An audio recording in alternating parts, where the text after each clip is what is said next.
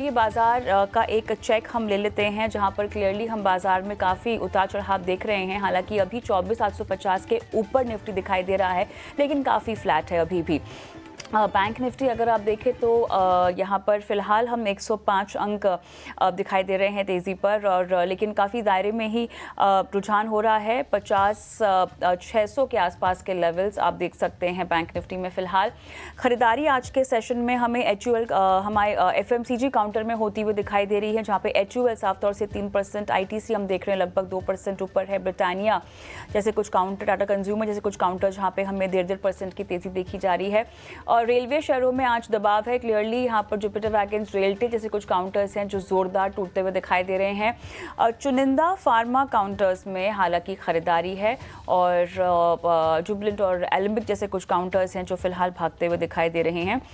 एक market breath अगर हम देखें तो डिक्लाइंस की ओर बाजार ज़्यादा झुकता हुआ दिखाई दे रहा है। 1783 यहाँ पर डिक्लाइंस है और 795 यहाँ पर एडवांसेस दिखाई दे रहे हैं। टॉप लूजर्स में ONGC, Hindalco, Tech Mahindra, Tata Motors, NTPC, Coal India, Tata Steel जैसे कुछ काउंटर्स हैं जहाँ पर हम देख रहे हैं कि निफ्टी के टॉप लूजर्स में इनका नाम शामिल है। 4.5% ओएनजीसी फिलहाल कमज़ोर होता हुआ हमें दिखाई दे रहा है। Mid cap small cap index में भी हम देख रहे हैं कि लगभग आधे से 0.1% तक की कमजोरी के साथ कारोबार हो रहा है। तो दायरे बाजार घूम रहा है, लेकिन ऐसे में अब सेक्टर स्पेसिफिक एक्शन जो है वो जानना जरूरी होगा। हमारे साथ हमारे सहयोगी अंश भिलवार भी जुड़ गए हैं जो तमाम डिटेल्स हमारे साथ लेकर आए हैं। अंश, यहाँ पर एफएमसीजी काउंटर्स में आज के सत्र में डिफेंसिव में खरीदारी होती हुई दिखाई दे रही है, लेकिन बाकी अक्रॉस द बोर्ड अगर हम देखें तो काफ़ी कमजोरी है, क्या कहेंगे? जी बिल्कुल, कमज़ोरी तो ज़रूर नज़र आ रही है। अगर निफ्टी का ही चार्ट ले ले तो निफ्टी की शुरुआत काफ़ी नीचे हुई थी, थोड़ा सा हमें रिकवरी नज़र आया, लेकिन अभी भी सपाट ट्रेड कर रहा है। अच्छी बात यह है कि जो 24,800 के आसपास का एक 20 डीए में है उसके हम ऊपर है, तो तब तक यहाँ पे पॉजिटिविटी एक्सपेक्ट की जा सकती है। मिड कैप स्मॉल कैप की बात करें तो दोनों ही हमें लाल निशान में ट्रेड करते हुए नजर आ रहे हैं। जैसे कि आपने कहा कि एडवांस टू डिक्लाइन देखा जाए तो काफ़ी ज़्यादा डिक्लाइन की तरफ झुकता हुआ दिख रहा है मार्केट। अब अगर सेक्टोरल इंडेक्सेस की बात की जाए तो निफ्टी एफएमसीजी हमें टॉप सेक्टोरल गेनर के तौर पे नजर आता है, जो कि करीबन 1.5% की तेजी के साथ ट्रेड कर रहा है। इतना ही नहीं, अगर मंथ टू डेट देखें तो इस महीने में निफ्टी एफएमसीजी ही एक इंडेक्स है जो हरे निशान में नजर आता है। अगर इस लिस्ट में देखें तो यहाँ पे हमें यूनाइटेड ब्रेवरीज, यूनाइटेड स्पिरिट्स और मैरिको जैसे स्टॉक नजर आ रहे हैं, जिसमें बेहतरीन खरीदारी नजर आ रही है।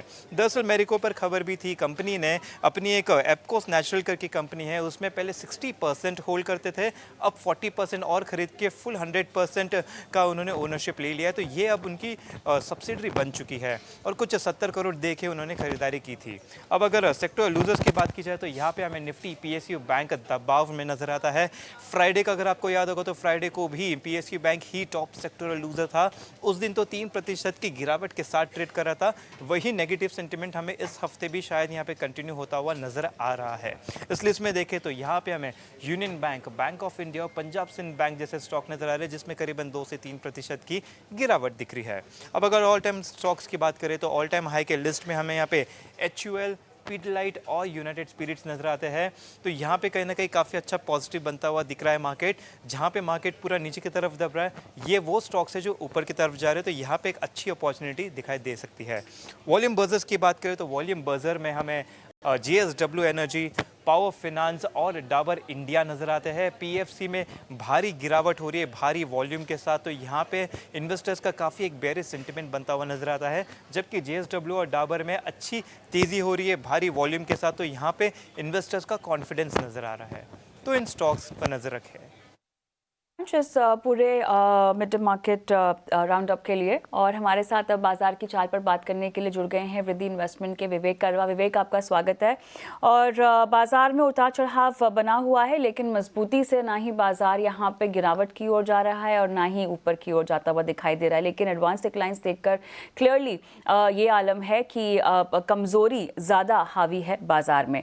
अब ये बताइए हमें कि लेवल्स के लिहाज से 24,850 क्या आपके लिए बहुत इंपॉर्टेंट सपोर्ट जोन रहेगा निफ्टी के लिहाज से, और बैंक निफ्टी में क्या रहेगा? तो देखिए, मुझे लगता है कि बाजार एक इंडिसेसिव रेंज में है। और इसका मेजर कारण ये है कि जितने भी नतीजे आने थे वो आ चुके हैं, पहली चीज। और दूसरी चीज ये है कि मतलब यहाँ से फ्रेश ट्रिगर्स बाजार को कुछ नहीं दिख रहा है। तो जहाँ एक तरफ तो हम लोग रेट कट की बात कर रहे हैं जो हो नहीं रहा है, अब फेड की मीटिंग होगी अगली बार वापस, तब पता चलेगा कि रेट कट आएगा या नहीं आएगा। तो उस बेसिस पे बाजार उसको वेट एंड वॉच करके देख रहा है। मुझे लगता है कि निफ्टी में हाँ थोड़ा बहुत करेक्शन आ सकता है क्या, पॉसिबिलिटी है। ये 24,880 अभी चल रहा है, और मेरे हिसाब से ये करीबन 24,700 तक भी जाएगा अगले एक दो दिन में, ये पॉसिबिलिटी है। जहां तक बैंक निफ्टी का सवाल है, देखिए वहां पे मुझे डिप कम दिखती है कंपेयर टू ब्रॉडर मार्केट, क्योंकि जो वैल्यूएशन कंफर्ट वहां पे है बैंकिंग और फाइनेंशियल सर्विसेज में, वहां पे हो सकता है कि ज्यादा सेलिंग आपको देखने को नहीं मिले, क्योंकि इतना रन भी नहीं आया था, पहली चीज।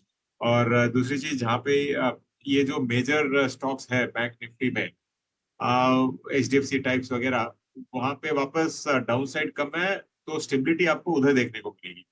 तो निफ्टी में करेक्शन आ सकता है क्या? हाँ आ सकता है, ये पॉसिबिलिटी है। और बैंक निफ्टी में फ्लैटिश रहेगा, और बाजार को नया ट्रिगर चाहिए। अगर रेट कट हो जाता है तो मुझे लगता है कि बैंक निफ्टी अच्छा करेगा यहाँ से।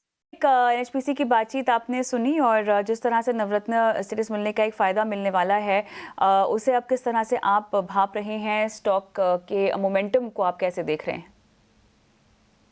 कविता, देखिए क्या होता है कि जब नवरत्न स्टेटस मिलता है तो काफी पावर्स मिलते हैं बोर्ड ऑफ डायरेक्टर्स को। और इनफैक्ट चौधरी जी ने अच्छी तरह उसका डिस्क्रिप्शन भी दिया था। अ, तो ओवरऑल मतलब ये अगर आप कंपनी देखो तो सरकार की ये फ्लैगशिप कंपनी है हाइड्रो इलेक्ट्रिक में। अब मैं जनरली क्या है कि हाइड्रो इलेक्ट्रिक पावर सेक्टर पे मैं बुलिश हूँ, लेकिन generally hydro side of power पे मैं इतना बुलिश नहीं रहा हूँ। दो तीन कारण है। एक तो कंपनी का मतलब कंपनी अच्छी करेगी, आपको अगर दिखेगा कि डिविडेंड यील्ड इसका बहुत अच्छा है और एक मार्केट परफॉर्मर ये कंपनी रहने वाली है।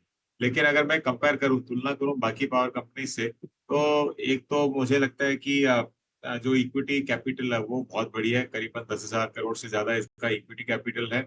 और वैल्यूएशन ठीक ठाक वैल्यूएशन पे है, आज 26-27 पी पे ये चल रहा है। और अगर आप लॉन्गर टर्म इसका अगर परफॉर्मेंस देखो, जो जो हम लोग कहते हैं ना प्रॉफिट ग्रोथ कितना हुआ है, प्रॉफिट ग्रोथ पिछले 5 साल और 3 साल में हुआ है करीबन 9% और 2%। मतलब 5 साल में 9% और 3 साल में 2%। वही आप अगर स्टॉक का परफॉर्मेंस देखो तो 3 साल में 50% से ज्यादा दौड़ा है। तो कहीं ना कहीं क्या है कि वो अ, जो बैलेंसिंग होता है ना वो नहीं दिख रहा है मुझे। तो अगर और ऊपर जाता है तो हो सकता है कि थोड़ा बहुत प्रॉफिट बुकिंग भी आए कंपनी में। और जो बाकी पावर कंपनीज है वहां पे मैं फिलहाल अभी भी बुलिश हूँ, लेकिन हाइड्रो इलेक्ट्रिक में ठीक है, एक हद तक ठीक है, पॉजिटिव आएगा इसका, लेकिन लॉन्गर टर्म के लिए ओके है, शॉर्ट टर्म के लिए मैं थोड़ा अवॉइड